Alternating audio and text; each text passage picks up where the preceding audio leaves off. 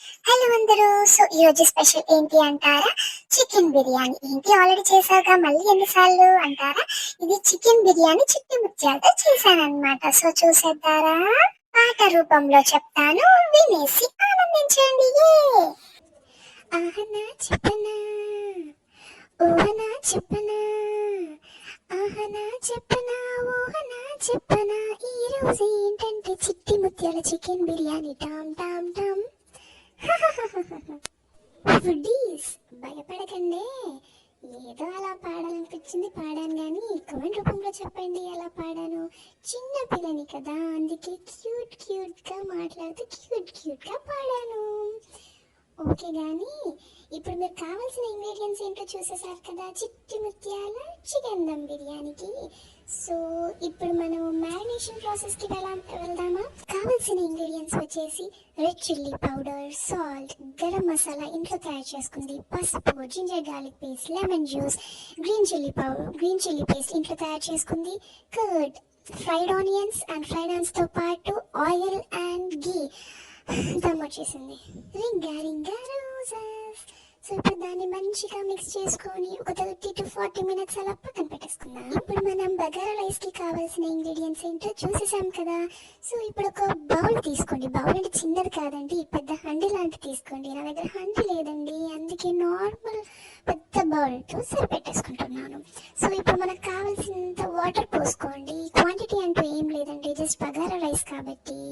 So ఇందులో ingredients అన్నీ వేసేసిన తర్వాత రైస్ మనం వేసేసుకొని 70 to 80% కుక్ చేసుకుంటే చాలు. కేజీస్ చికెన్ బిర్యానీకి 35 minutes మ్యారినేట్ చేశానండి, నాకు సరిపోతుంది. అండ్ ఫ్రిడ్జ్లో ఏం పెట్టలేనండి, బయట పెట్టేసాను సరిపోతుంది. బికాజ్ మళ్ళీ ఎక్కువసేపు పెడితే ఓవర్ కుక్ అయిపోతుంది చికెన్ పీస్ అనేది. సో మన చిట్టి ముత్యాల చికెన్ బిర్యానీ 80% కుక్ అయిపోయింది. సో స్ప్రెడ్ చేసేద్దాం. ఒకటి చెప్పనా, అమ్మాయిలకి మేకప్తో టచ్అప్ ఎలా ఇంపార్టెంటో, బిర్యానీకి కూడా ఫైనల్గా ఇలాంటి ఇంగ్రీడియంట్స్తో టచ్అప్ ఇచ్చేసాను. చూసారుగా ఎలా దమ్ పెట్టాను? పాపం కుతకుతలాడుతూ భయంతో మంచిగా కుక్ అయిపోయిందండి.